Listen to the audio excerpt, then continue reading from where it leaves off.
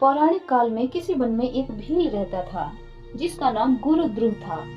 उसका परिवार बड़ा था। वह क्रूरता पूर्वक कर्म भी किया करता था। वह प्रतिदिन वन में जाकर हिरण और अन्य जानवरों को मारता और वहीं रहकर नाना प्रकार की चोरियां करता।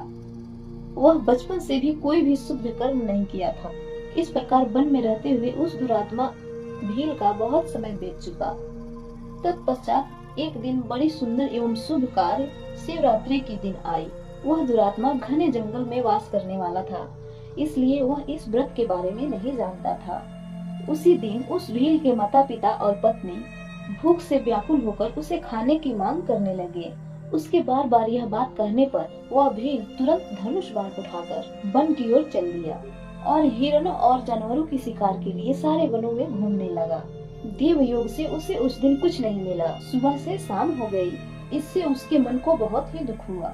वह सोचने लगा कि अब मैं क्या करूं, कहां जाऊं? आज तो कुछ नहीं मिला। घर में जो बच्चे हैं उनका तथा माता पिता का क्या होगा? वो लोग भूख से तड़प रहे होंगे और मेरी पत्नी भी भूख से तड़प रही होगी। लगता है मुझे लेकर ही कुछ घर जाना चाहिए। ऐसा सोचकर वह शिकारी एक जलाशय के पास पहुंचा और वहां पानी में उतरने का घाट था। वहां जाकर खड़ा हो गया और मन ही मन यह विचार करने लगा कि यहाँ कोई न कोई जीव पानी के लिए जरूर आएगा। उसी को मारकर उसे साथ लेकर प्रसन्नता पूर्वक घर लेकर जाएंगे। ऐसा निश्चय कर वह शिकारी वहीं एक बेल के ऊपर चढ़कर बैठ गया। उस जलाशय से जल भरकर साथ में बैठ गया। उसके मन में केवल यही चिंता थी कि कब कोई जीव आएगा और उसे मारकर वह घर लेकर जाएगा। इसी प्रतीक्षा में वह शिकारी भूख प्यास से पीड़ित वन में वही पेड़ के ऊपर बैठा रहा। इस तरह काफी रात हो गई। जब रात का पहला प्रहर आरंभ हुआ तो एक प्यासी हिरनी वहां पानी पीने के लिए आई, जिसे देखकर उस शिकारी को बहुत ही हर्ष हुआ। उसे तुरंत उसे मारने के लिए धनुष पर एक बाण कसा। ऐसा करते हुए उसके हाथ से थोड़ा सा जल और बेल के पत्ते टूटकर नीचे गिर पड़े। उस पेड़ के नीचे एक शिवलिंग पड़ा था। उसके बारे में वह शिकारी बिल्कुल नहीं जानता था। उस तरह उस शिकारी के द्वारा जल और बेल पत्र से शिव जी को प्रथम प्रहर का जल अभिषेक हुआ।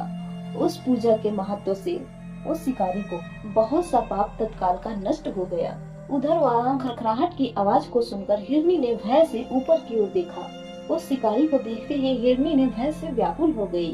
वह हिरनी ने उस शिकारी से बोली, शिकारी तुम क्या करना चाहते हो? मेरे सामने सच सच बताओ। शिकारी ने हिरनी की बात सुनकर, आज मेरे परिवार के लोग भूखे पड़े हुए हैं, अतः तुम्हें मारकर मैं अपने परिवार वालों की भूख मिटाऊंगा। शिकारी का वह कठिन वचन सुनकर वह हिरनी ने गुस्से से देखने लगी कि अब मैं कहाँ जाऊं, कैसे बचूं। हिरनी ने मन ही मन कुछ सोचते हुए बोली, शिकारी मेरे मान से तुम्हें सुख होगा।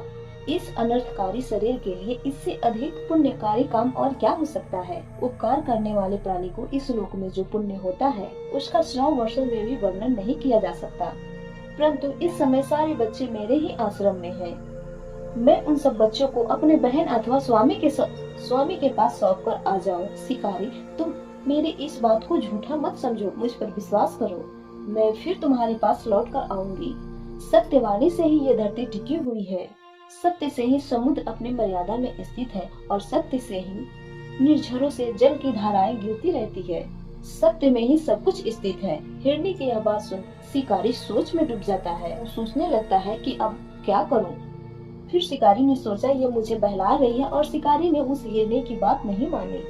फिर हिरनी ने बोली, शिकारी सुनो, मैं तुम्हारे साथ ऐसी शपथ खाती हूँ जिसे यहाँ से मैं वापस जाने पर तुम्हारे पास अवश्य वापस भी लौट कर आऊंगी।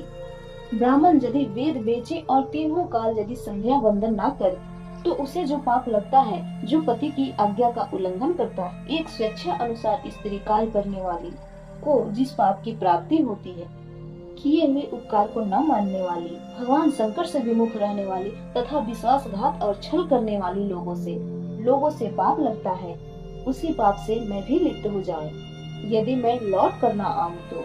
इस तरह बहुत सारे शपथ खाकर हिरनी जब चुपचाप खड़ी हो गई, तब वह शिकारी ने उस पर विश्वास करके उसे जाने दिया। जब वह हिरनी बड़े हर्ष के साथ अपने घर वापस जाने लगी, इतने में रात के 2 पहर आ गए। शिकारी ने इस समय भी जागते जागते उस हिरनी का प्रतीक्षा कर रहा था।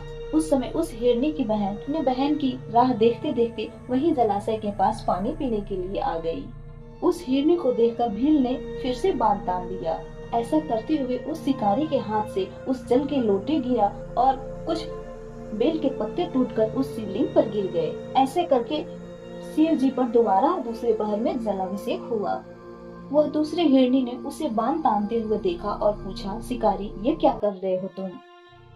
शिकारी ने दोबारा कहा, मैं अपने भूखे परिवार के भोजन की व्यवस्था करने जा रहा हूँ। यह सुनकर वह हिरनी बोली, मेरा देह धारण सफल हो गया, क्योंकि इस अनित्य शरीर के द्वारा मेरा उपकार होगा, परंतु मेरे छोटे छोटे बच्चे घर में हैं, अतः एक बार जाकर मैं उन्हें अपने रिश्तेदारों के यहाँ सौंप कर आऊँ, फिर तुम्हारे पास आकर अपना इच्छा सौंप दूंगी। हिरनी की बात सुनकर वह शिकारी बोला, मुझे तुम्हारी बात पर विश्वास नहीं है, मैं तो तुम्हें मारूंगा, इसमें कोई संशय नहीं है। शिकारी की बात सुनकर वो हिरनी ने भगवान विष्णु की शपथ खाते हुए बोली, शिकारी, मैं जो कुछ भी कह रही हूँ उसे ध्यान से सुनो। मैं दोबारा लौट कर न आऊँ तो मैं अपना सारा पुण्य हार जाऊँ, क्योंकि जो वचन देकर उसे पलट जाता है वह पुण्य को हार जाता है। जो पुरुष अपनी विवाहिता स्त्री को त्याग कर दूसरे के पास जाता है, वैदिक धर्म का उल्लंघन करके कपोल कल्पित धर्म पर चलता है, भगवान विष्णु का भक्त होकर शिव की निंदा करता है, माता पिता के पुण्य तिथि पर श्राद्ध आदि न करके जो उसे सूना बिता देता है, तथा मन में संताप करके अपने दिए हुए वचनों को पूरा करता है, ऐसे लोगों को जो पाप लगता है वही मुझे भी लगे, यदि मैं लौट कर न आऊं। हिरनी के ऐसा कहने पर शिकारी ने कहा, जाओ। हिरनी ने पानी पीकर हर्षपूर्वक अपने आश्रम में लौट आई। इतने में रात का दूसरे प्रहर भी उस शिकारी को जागते जागते ही बीत गई। उसके बाद तीसरा प्रहर आरंभ हो जाने पर हिरनी के लौटने में बहुत ही देरी होती जा रही है। इसने में व्याकुल गुस्सैल होकर उसे खोज करने लगा। उस शिकारी ने वहां एक और हिरण को देखा। वह बहुत ही मोटा, ताजा और बलवान था। उस हिरण को देखकर वह शिकारी बहुत ही हर्षित हो गया।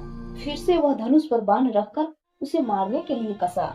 फिर से ऐसा करते हुए उस शिकारी द्वारा उस लोटे से जल और बेल के कुछ पत्ते टूटकर नीचे पड़े हुए शिवलिंग पर गिरते हैं। तीसरे प्रहर में भी भगवान का जलाभिषेक हुआ। इस पर भगवान शिव ने खुश होकर उस पर अपनी दया दिखाई और उस बेल के पत्ते के नीचे गिरने की आवाज सुनकर उस हिरण ने ऊपर देखा और उस शिकारी को देखने लगी। हिरण ने पूछा, तुम क्या कर रहे हो? उस शिकारी ने कहा, मैं अपने परिवार को भोजन देने के लिए मैं तुम्हें जान से मारूंगा। उस हिरण को यह बात सुनकर उसके मन में बड़ा ही हर्ष हुआ। इतने में हिरण ने बोला, मैं धन्य हूँ, मेरा यह हष्ट पुष्ट शरीर किसी के काम आ रहे हैं, क्योंकि मेरे इस शरीर से किसी की न किसी की तृप्ति होगी। जिसका शरीर किसी परोपकार के काम में नहीं आता, उसका सब कुछ व्यर्थ चला गया। जो समर्थ रहते हुए भी किसी का उपकार नहीं करता, उसकी यह समर्थ्य व्यस्त चली जाती है तथा मैं परलोक में नरक कामी होता है। परंतु एक बार मुझे लौट कर जाने दो, मैं अपने बालकों को उनके माता और रिश्तेदारों के यहाँ सौंप आऊँ। उन सबको सुरक्षा में रखकर मैं यहाँ वापस लौट आऊंगा। हिरण को ऐसा कहने पर उस शिकारी ने मन ही मन बहुत ही गुस्सा हुआ। हिरण के इतना कहने पर उसका हृदय कुछ शुद्ध हो गया था और उसके सारे पाप नष्ट हो चुके थे और की बुद्धि सही रास्ते पे चलने लगी। शिकारी ने हिरण से कहा, जो यहाँ आए वे सब तुम्हारी तरह बातें बनाकर चले गए, परंतु वे दोनों अभी तक यहाँ नहीं लौटे। हिरण, तुम तो इस समय संकट में हो, इसलिए तुम भी झूठ बोलकर चले जाओ। आज मेरा जीवन निर्वाह कैसे होगा? शिकारी की बातें सुनकर हिरण बोले, शिकारी, मैं तुम्हें झूठा वादा नहीं दूंगा। मैं जो कुछ भी कह रहा हूँ उसे सुनो। मुझ में असत्य नहीं है। सारा चराचर ब्रह्मांड सत्य पर ही टिका हुआ है। जिसकी वाणी झूठी होती है उसका पुण्य उसी समय नष्ट हो जाता है। तथा शिकारी, तुम मेरी सच्ची प्रतिज्ञा सुनो। संध्या काल में मैथुन तटस्थ काल में भोजन करने से जो पाप लगता है, झूठी गवाही देने और धरोहर को हड़प लेने तथा संध्या न करने से द्विज को जो पाप होता है, वही पाप मुझे भी लगे यदि मैं लौट कर न आऊं। जिसके मुख से कभी शिव का नाम नहीं निकलता, जो समर्थ रहते हुए भी दूसरों की समर्थ्या में शामिल नहीं होता, पर्व के दिन श्री फूल तोड़ता तथा श्री भक्षण करता तथा भस्म लगाए बिना पूजा कर लेता है, इन सब का पाप मुझे लगे यदि मैं लौट कर न आऊं। उस हिरण की बात सुनकर शिकारी ने कहा, जाओ, जल्द वापस लौटना। शिकारी के ऐसा कहने पर हिरन पानी पीकर वापस चला गया। वे सब अपने आश्रम पर मिले। तीनों वही प्रतिज्ञाबद्ध हो चुके थे। उस हिरन और हिरनी ने आपस में एक दूसरे की बातों को सुनकर सत्य के पास से बंधे हुए उन तीनों ने यही निश्चय किया कि वहां उस शिकारी के पास अवश्य जाना चाहिए। इस निश्चय के बाद उन तीनों ने अपने बालकों को आश्वासन देकर वे सब के सब उस शिकारी के पास जाने के लिए उत्सुक हो गए। उस समय बड़ी हिरनी ने अपने स्वामी हिरन से कहा, स्वामी, आपके बिना यहाँ बालक कैसे रहेंगे? प्रभु, मैंने ही वहाँ जाकर पहले प्रतिज्ञा की है, इसलिए केवल मुझको जाना चाहिए। आप दोनों यही रहे। उस हिरनी की यह बात सुनकर छोटी हिरनी ने बोली, बहन, मैं तुम्हारी सेविका हूँ, इसलिए आज मैं शिकारी के पास जाती हूँ, तुम यही रहो। उन दोनों हिरनी की बात सुनकर हिरन बोले, नहीं, मैं वहाँ जाता हूँ, तुम दोनों यही रहो बच्चों के पास, क्योंकि बच्चों की रक्षा माता से ही होती है। हिरन की बात सुनकर दोनों हिरनी बोली, प्रभु, पति के बिना इस जीवन को जीना धिक्कार है। अपने अपने बच्चों को सांत्वना देकर उन्हें पड़ोसियों के हाथ में सौंप दिया और उन तीनों ने उस शिकारी के स्थान पर पहुंच गए। उन हिरन और हिरनियों के जाते जाते देख उनके बच्चे भी उनके पीछे पीछे चल दिए। उन बच्चों ने यह निश्चय कर लिया था कि माता पिता की जो गति होगी वो हमारे भी सही। उन सबको वापस आते देख उस शिकारी को बहुत ही हर्ष हुआ।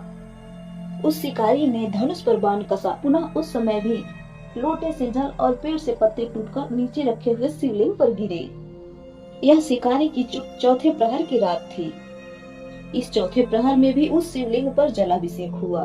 उस समय तक उस शिकारी का सारा पाप तत्काल नष्ट हो चुके थे। इतने में वह दोनों हिरन और हिरनी बोल उठे, शिकारी, शीघ्र कृपा करके हमारे शरीर को अपने परिवार की रक्षा के लिए ले जाओ। उनकी यह बात सुनकर शिकारी को बहुत विस्मय हुआ। शिव पूजा के प्रभाव से उन्हें यह बात बुरा लगने लगी। शिकारी ने सोचा, जो पशु ज्ञानहीन होकर भी अपने शरीर से परोपकार करने की भावना रखते हैं, लेकिन हमें मनुष्य होकर भी अधिकार है कि अनेक प्रकार की पापों करके अपने परिवार का पालन करता रहा। शिकारी ने इस समय अपना बाण रोक लिया तथा शिकारी ने उन हिरन और हिरनियों से कहा, आप सब धन्य हो, पशु होकर आपकी सत्यता अटूट है। आप अपने वापस अपने बच्चों को लेकर अपने परिवार के अपने आश्रम में जाओ। उसे ऐसा कहते हुए भगवान शंकर प्रसन्न होकर उसके सामने प्रकट हो गए और उस शिकारी को अपना दिव्य दर्शन देकर भगवान ने उसे बुद्धि प्रदान किया और उसे गुह नाम से पुकारा। दोस्तों, यही वह गुह था जिसके साथ भगवान श्री राम ने मित्रता की थी।